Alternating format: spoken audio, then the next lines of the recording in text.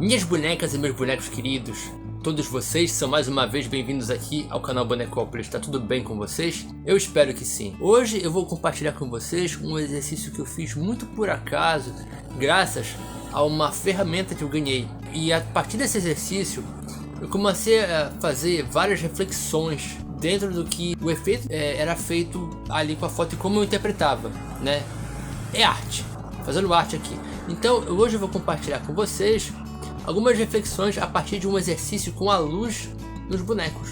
Para ser mais claro com vocês do que eu tô falando, trocadilhos à parte, esses dias a Ellen, ela me presenteou com uma coisa que me ajuda muito, que é isto aqui, essa lâmpada de LED para gravações que, senhores, isso está me ajudando de uma forma, porque, como vocês já devem ter percebido, a maioria dos meus vídeos eu gravo de dia, porque é o dia que meu quarto está mais claro, de noite a lâmpada do meu quarto não favorece muito que eu faça gravações, né? Então isso aqui me permite gravar a qualquer horário. Obrigado, viu, amor? É que ela tá aqui do meu lado.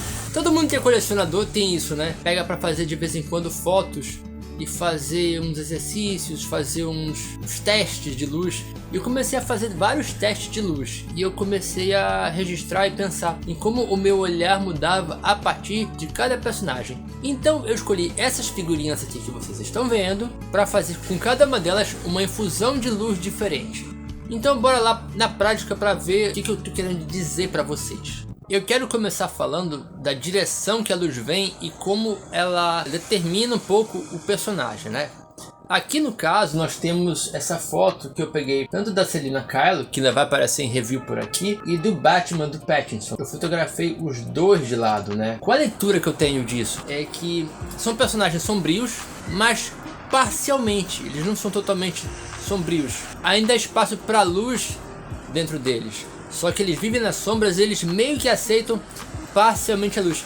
Como você tem luz e sombras divididas iguais na composição, é como se eles vivessem entre a luz e as sombras, né? Tipo assim, são personagens traumatizados, com coisas negativas dentro de si, mas que, pelas decisões que tomam, a gente meio que percebe que eles podem ainda abraçar a luz de alguma forma. Então, isso meio que divide a tela, né? Isso meio que divide os dois, são personagens divididos. E a fotografia deixa isso bem claro.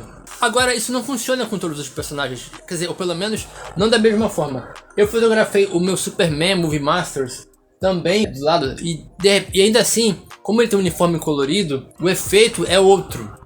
É como se ele já aceitasse a luz e ele por si já fosse iluminado. Quem já tem uma luz dentro de si, é como se fosse uma aceitação de humildade, assim, uma aura. E o Superman tem muito disso. O Superman nunca fica na escuridão e eu acho isso bem simbólico. Então eu mudei o ângulo, decidi tirar foto de frente. E eu usei uma lâmpada diferente, uma luz branca, que antes era uma luz dourada, para combinar mais com a fotografia do The Batman de Matt Reeves. Mas aqui eu usei uma luz branca e, além de deixar ele ainda mais iluminado, lembrou bastante a fotografia do Superman de 78. E como o fundo é preto, tem aquele ar de Superman no espaço. Aquele momento final de, tipo, preparar para virar pra câmera e tudo. E nem todo personagem funciona nessa pegada. Se eu botar o Batman, talvez não ficasse tão legal. Mas vamos mudar a direção da luz? Usando a mesma luz branca, eu decidi filmar de baixo outro personagem. Quem que eu fiz dessa vez? Eu usei o General Zod, né, que é o antagonista dele nos dois primeiros filmes do Richard Donner. Na verdade, é mais do segundo, né? No primeiro ele ainda tá na Zona Fantasma, né? Tá lá preso. Mas eu filmei ele de baixo. Quem desenha, quem trabalha com fotografia, sabe que a luz de baixo, sempre vinda de baixo, ela sempre provoca aquela sensação de aquela coisa meio macabra. Pra vocês entenderem melhor do que eu tô falando, é disso que eu estou falando. Eu coloquei isso no Zod e com a luz branca.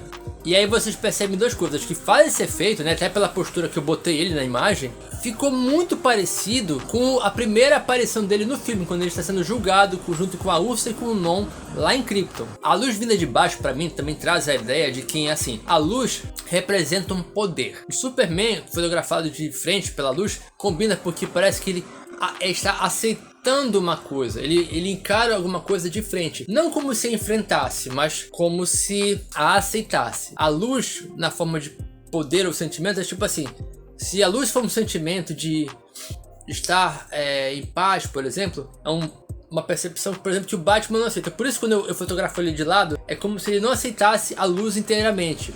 Ele ainda prefere ficar um pouco nas sombras.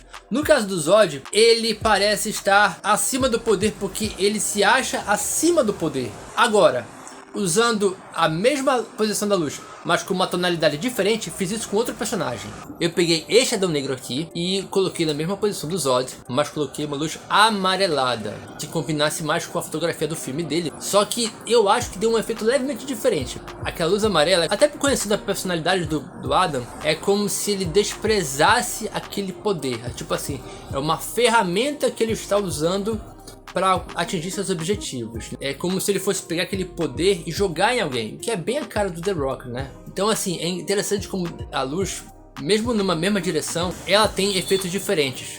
Aí vamos brincar um pouquinho. E se eu usasse, por exemplo, no Superman? Aí eu quero que vocês vejam, eu botei a luz vindo por cima do Adam e do Zod. Não parece que mudou muito, eles aparecem apenas mais em evidência. Quando você olha nas imagens, eles apenas mais incisivos em suas ações, né? Como se estivessem assim, saindo das sombras e tipo assim, vou atacar, vou dominar tudo, vocês estão sob meu controle. Já no outro lado da moeda, quando eu pego o Superman ou o Batman, vamos primeiramente o Batman, né? Que não muda muito, né? Como se ele estivesse, por exemplo, na Batcaverna ali se preparando para sair e tivesse umas luzes iluminando o caminho dele quando ele fosse sair. Já o Superman, o que eu achei mais legal é porque quando você olha, não parece que ele está indo numa posição agressiva para fazer mal a alguém. É como se ele fosse enfrentar o mal, na verdade. Ele encontrou uma ameaça e ele vai debelar a ameaça. Tipo, uma coisa bem Christopher Reeve, inclusive, quando vocês olham a posição dele. Uma posição de proteção, de proteger quem está atrás dele, na verdade.